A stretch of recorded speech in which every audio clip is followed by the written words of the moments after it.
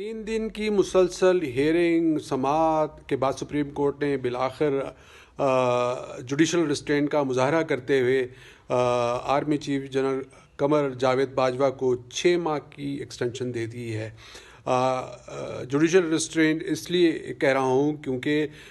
کسی بھی قانون میں، چاہے وہ آئین کا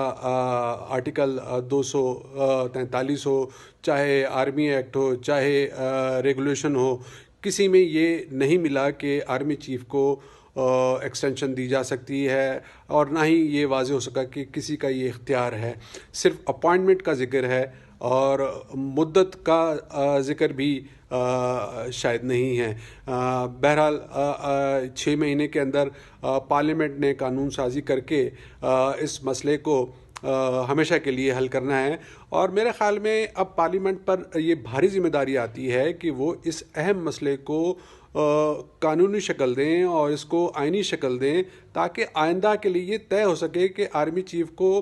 کن حالات میں ایکسٹینشن دی جانی چاہیے اور کتنے عرصے کے لیے دی جانی چاہیے، کہ یہ جو 3 سال 4 سال اور 10 سال جو ہے خود ہی ایکسٹینشن آرمی چیف لیتے رہے، یہ سلسلہ ختم ہو۔ دوسری اہم چیز یہ ثابت ہو گئی کہ اس حکومت کے پاس کمپیٹنٹ لوگ نہیں ہیں، نہ ہی ان کا کوئی لیگل ایکیومن ہے، نہ ہی ان کے پاس وہ لوگ موجود ہیں جو ایسی اہم اور حساس صورتحال میں صحیح فیصلے کر سکیں، قانونی فیصلے کر سکیں۔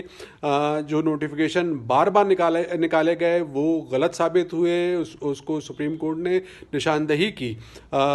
فروغ نسیم پر مجھے بہت حیرت ہوئی، بڑے بڑے کیسز انہوں نے ڈیل کیے، مشرف کا کیس ہو، الطاف حسن کا کیس لڑا جا کر، لیکن وہ بری طرح ایکسپوز ہوئے۔ اسی طریقے سے اٹارنی جنرل بھی جو غلطی تھی وہ صدر کے آفس نے پکڑ لی تھی،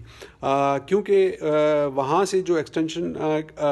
کے حوالے سے نوٹیفیکیشن جاری ہوا تھا وہ صحیح تھا، لیکن عموماً ہوتا ہے کہ جب غلطی پکڑی جاتی ہے تو وہ سمری واپس بھیج دی جاتی ہے۔ اسی لیے سمری کو وزیر اعظم ہاؤس کو واپس بھیج دینی چاہیے تھی، لیکن صدر کے آفس نے واپس بھیجنے کے بجائے خود ہی تصحیح کی اور جو ہے ری اپوائنٹمنٹ کو ایکسٹینشن میں بدل کے خود ہی جاری کر دیا، جو بدنامی کا باعث بنا۔ ایسے تمام لوگوں کو جو سسٹم کے اندر جنہوں نے یہ غلطی کی، سنگین غلطی کی، اور ایک قسم کا مذاق اڑوایا، ان